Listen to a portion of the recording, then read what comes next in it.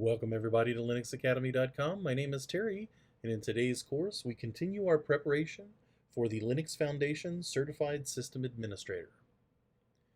So in this video we're going to take a quick look at how to access our root account. Now the root account to start off with is effectively God, meaning that if you are logged in as root, you can do anything that you want to your system, good or bad. So when we're accessing our root account, there's a couple of ways that we can do it directly within our system.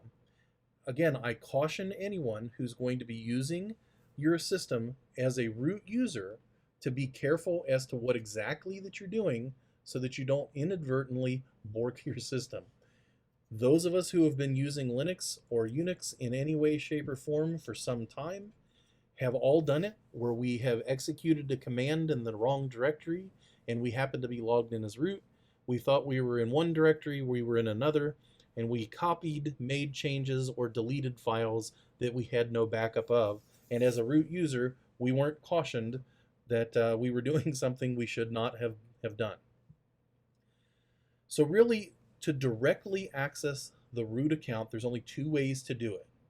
And many times the first way won't work.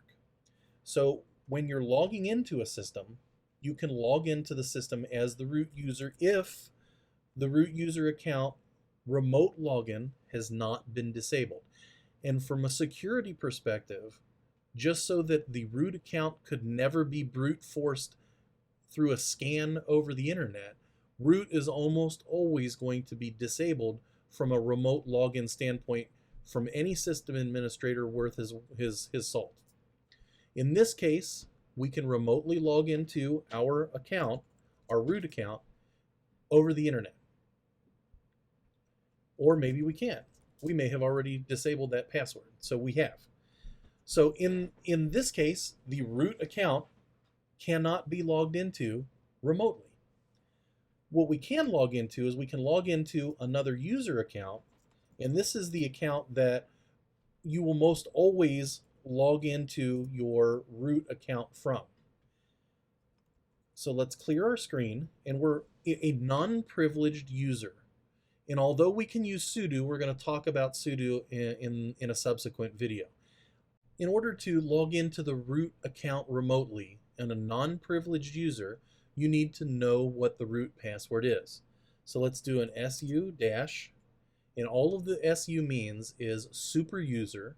So I'm going to super user log into the root account, and the dash simply means carry forward any of the environment variables that are set for the account that I'm suing to, which in this case, without any indication of who it might be, would be the root user. Now I could actually su to any user that's on the system as long as I know what the password is.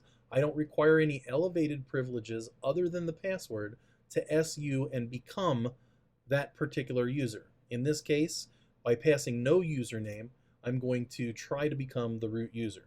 So I'm going to put in my root password, and now when I do a whoami command, I'm logged in as the root user. And again, regardless of where you are on your system, the root user has complete access to everything on the system, including all the system files. You can add and delete in any location, read and write, change permissions for absolutely everything on the system, and most of the system administration items that we've been performing throughout this course have been done as the root user.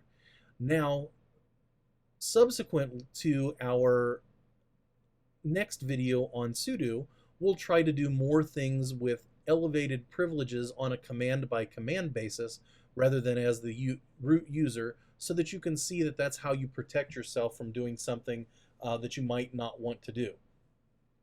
But as the root user, this is the only way that you can log in, is you have to use the password for the root user itself.